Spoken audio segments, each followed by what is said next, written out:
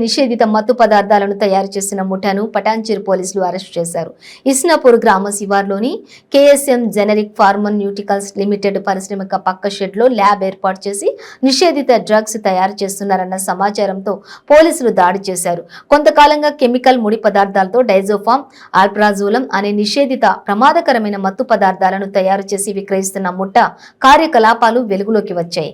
ఇక తిరుపతికి చెందిన మదన్ మోహన్ రెడ్డి, గుంటూరుకు చెందిన గురువారెడ్డి, దుబ్బాక మండలం ధర్మాజిపేటకు చెందిన మనోహర్, నరేందర్ గౌడ్ అనే వ్యక్తులు ముఠాగా ఏర్పడి కొంతకాలంగా నిషేధిత డ్రగ్స్ ను తయారు చేసి విక్రయిస్తున్నారు. గత ఏడాది జూలైలో సిద్దిపేటలో వారిపై ఇదే తరహా నేరానికి సంబంధించి కేసు నమోదైంది. డైజోఫామ్, ఆల్ప్రాజోలం డ్రగ్స్ ను ముఖ్యంగా కల్తీ కల్లు తయారీ, ఇతర మత్తు పదార్థాల తయారీలో ఎక్కువగా ఉపయోగిస్తూ ఉంటారు.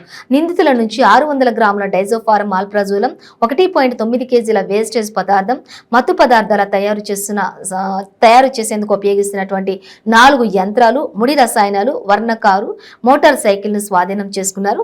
నిందితులను అరెస్ట్ చేసి రిమాండ్ కు తరలించారు.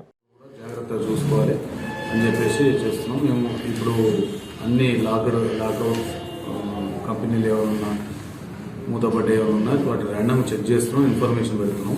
దానిలో భాగంగా మనకి ఇలాంటి సమాచారం రావడం జరిగింది.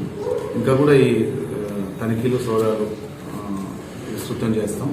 ఏదైనా సమాచారం ఉంటే కూడా పబ్లిక్ కానీ ఇండస్ట్రియలిస్టులు ఇలా వాళ్ళు సమాచారం వేయాలని కోరుకుంటున్నాం. ఈరోజు వీళ్ళని అరెస్ట్ చేసాం. ఈరోజు కోర్టు ముందు ప్రొడ్యూస్ చేస్తున్నాం. అయితే ఇది ప్రాసెస్ చేసిన ఎంత సార్? 650 గ్రామ్స్. మార్కెట్లో ఇది విలువ తక్కువ యాక్చువల్గా, అంటే వీళ్ళు తక్కువ తయారు చేసాం. మాకు దొరికింది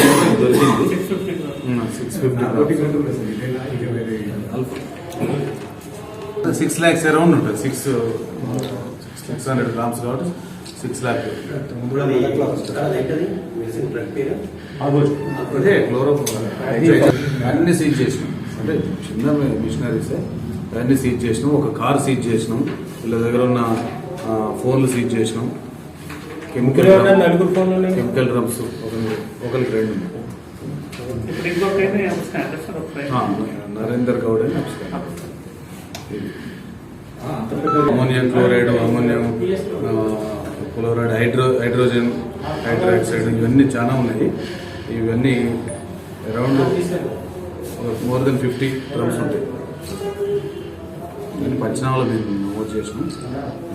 ఇప్పుడు మనం NDPS యాక్ట్ కేసు కడతాం.